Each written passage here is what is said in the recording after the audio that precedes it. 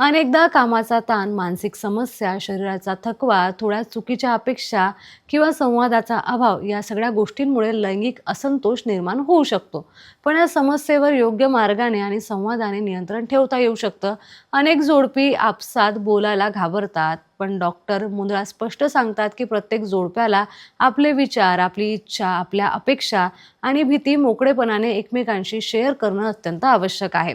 जेव्हा आपसात विश्वास आणि समजूतदारपणा असेल, तेव्हा लैंगिक आयुष्यातील असंतोष आपोआप कमी होतो आणि अनुभव अधिक सुखद आणि नैसर्गिक होऊ शकतो. त्याचबरोबर डॉक्टर मुंदळा असे सांगतात की काही वेळा लैंगिक असंतोष फक्त संवादाने सोडवता येत नाही. शरीराचा थकवा, हार्मोनल बदल, मानसिक ताण किंवा काही वैद्यकीय कारणांमुळे देखील समस्या निर्माण होऊ शकतात. अशा वेळी योग्य वैद्यकीय मार्गदर्शन घेणं खूप महत्त्वाचं आहे. डॉक्टर मुंदडा यांच्या क्लिनिकमध्ये अशा सर्व बाबींची तपासणी केली जाते. योग्य सल्ला दिला जातो आणि गरज असल्यास उपचार देखील दिले जातात.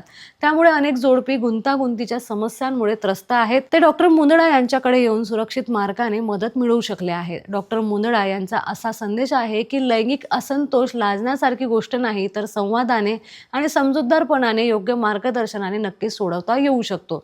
नात्यांमध्ये विश्वास, मोकळेपणा आणि प्रेम यामुळे संबंध अधिक मजबूत होतात आणि दोघांनाही मानसिक आणि शारीरिक समाधान मिळू शकतं. प्रत्येक जोडप्याने हे लक्षात ठेवणं अत्यंत गरजेचं आहे की समस्यांना समोर जाण्याची तयारी, खुला संवाद आणि योग्य मार्गदर्शन हाच अंतिम उपाय आहे.